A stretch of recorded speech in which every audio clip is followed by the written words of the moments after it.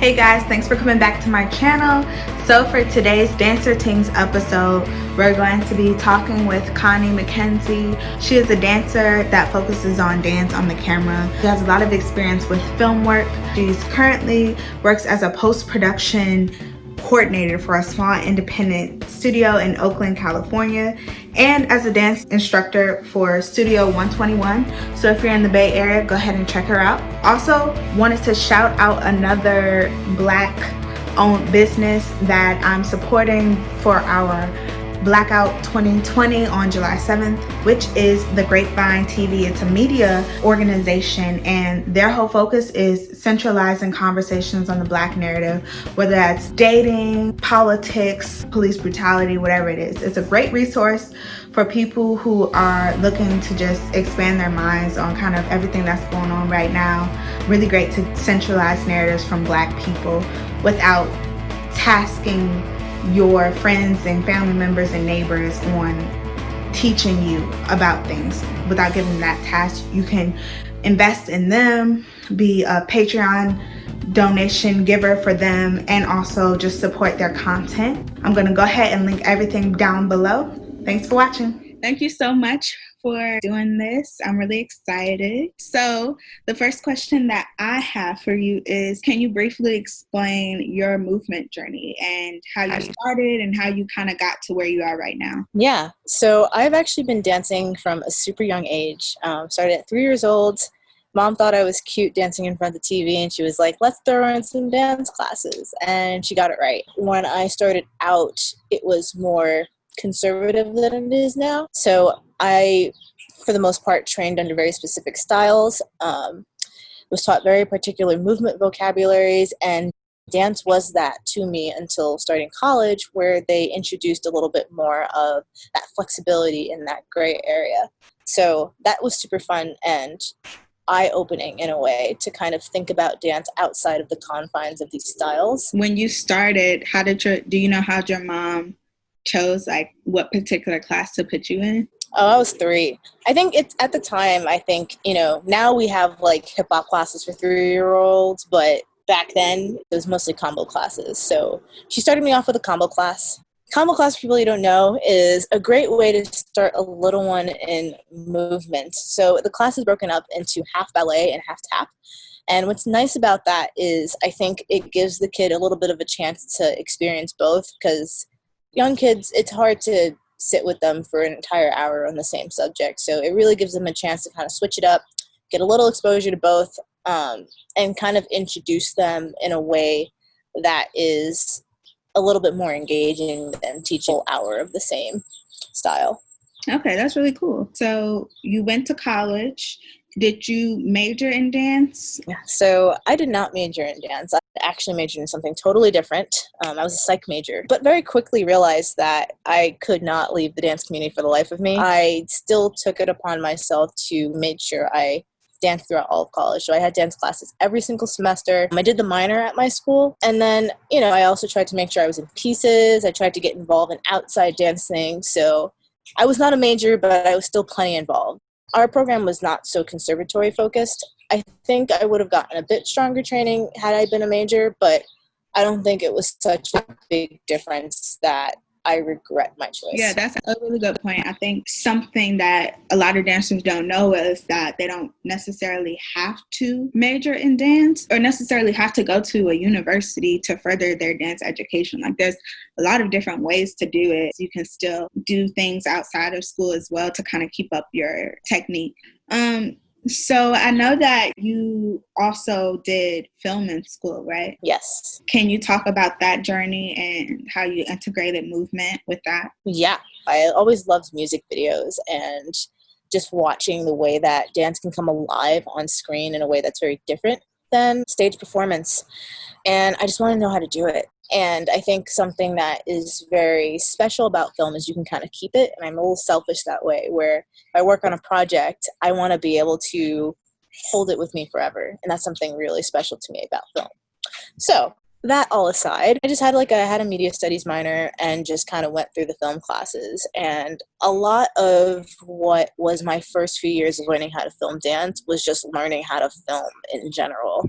And I think it took me a solid year and then some before I even felt comfortable to try to film dancers, because it's actually quite an advanced skill. It's kind of turned into more of a passion, especially when I picked up photography as well, because I also really enjoy photographing dancers and just taking portraits. And that was fun because it just was a lot lower maintenance in a way than film. The editing was a lot quicker, and it really gave me a chance to learn what the medium was. I actually think I became a better filmmaker because of my photography experience. So my last semester of school, I created my own course called Dancerfilm, and it involved 3 projects. And the idea was that I would just explore this medium and really get to have an idea of what it was like to make a dance film. And I think what I've learned is that it's very important to be patient with this kind of medium. It takes a lot of tries, and you have to be patient with yourself too. Now, do you have any advice for people who are like, hey, I might want to try recording or filming movement? Where should they start? You know, I think sometimes quality is overrated. Sometimes you just need to make just for your own fun. I just recommend you starting with your cell phone. I think your cell phone is a great way just to express yourself and not have to worry too much about the logistics of the film. Go in an area where there's lots of light and lots of space, because you would be surprised how much people move. Definitely take some risk. Practice getting some far shots, which I think we love getting the whole dance. I think that's something that dancers love to see. But it's also really nice to get those really intricate moments. If you decide to edit it and go forth with it, I just think it's a process of just kind of listening to what the film says and just rolling with it. I think you have to be very flexible with this medium. Of course, if you're just making a quick dance video for social media, your confines are quite different. But I think even with that, it's just fun to just play. And I think that is my biggest advice, just to play. That's the fun. What is something that you wish you knew earlier in your journey that you know now? Ooh, that's a deep question. I think the thing I wish I knew earlier is that being a professional dancer doesn't have to be the end all be all. And I'm saying that not because I don't think I'm talented, not because I don't think that there's lots of talented people that enjoy movement. But sometimes dancers if it's not going to be professional, it's not worth it. And I think that is such a sad way to live by, because it puts this unnecessary pressure on yourself. And I think really tries to box your experience in a way that's not going to be productive for you. The times that I wanted to be professional are the times that I was the most depressed, the most that I did not have a good relationship with dance. And the times where I just felt really lost in where I was supposed to be in the dance community. But not having that be the end-all be-all really made it about me and my growth. For me, I love to study technique. I love the challenge. I love the sweat and the aggravation. And I think the fact that I'm not so worried about being professional allows me to really push, but I'm not getting down on myself for not getting things right away. I'm enjoying the process a lot more than I would have had I just think, if I don't get this 8 count, I'm not going to make the audition. I'm not going to be successful. It's not about that for me. It's really about the love of movement.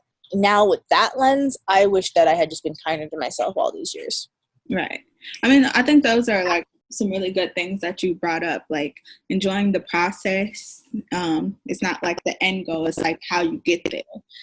Enjoying the art form as a whole, and then also recognizing that dance is not just a way to make money and to profit off of it, but it's also, there's so many other benefits for dance and moving your body, health-wise, mental health-wise, politically, socially. It can really affect all of these different categories and places in the world. So I think that's a really good point that you made. So last but not least, are there any new projects that you're working on right now? Ooh. It's going to be a while before these come out, but they're slow rolling. Currently working on a dance film, and that's all I can say about it. This film has gone through so many journeys, and I'm hoping to submit it to competition when it's finished. So that's something I'm very excited about. And finally, there's a project that I've started kind of in the middle of quarantine called My Mini Mood. And it is a series of portraits that I've done of myself. This is not so dance related, but it is a series of portraits that I have done on myself and have been kind of using as a way to just process what's been happening in the past few months. So those are kind of the main projects that I'm currently working on. Great. I'll link those down below. And also, could you just share like your social media? Yes, Instagram. And my handle is at @lady_dance-a-lot. And you can also check out my website, www.ConniMckenzie.com. It's just my first and last name. And I've just relaunched it again, so it has a brand new interface. Awesome. I'm going to go ahead and link all of that down below so people can check you out. Are there any lasting words you want to leave the people? I think in light of just everything that's been happening, I think it's really important to kind of look into yourself and just get that out in a way that's really productive. I also think that we, especially as Americans, we don't do a very good job of having healthy ways of processing our emotions fully. Even if you're not so much an artist, even if you're not a creator, you can still make something and have it be healing to you.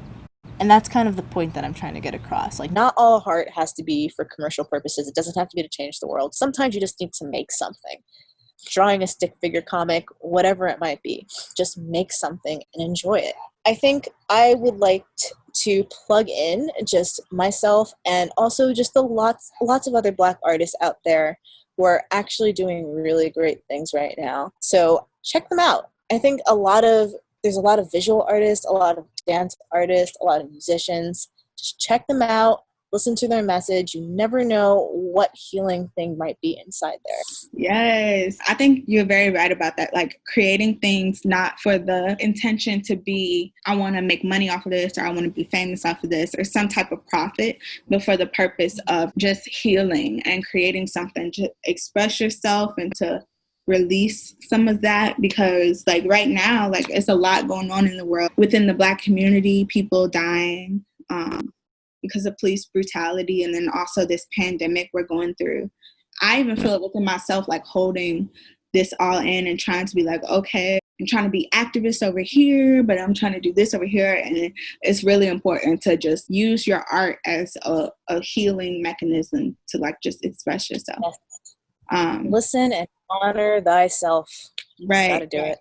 And one artist I knew this artist before, but she's really been holding me through this whole pandemic is actually Erykah Badu.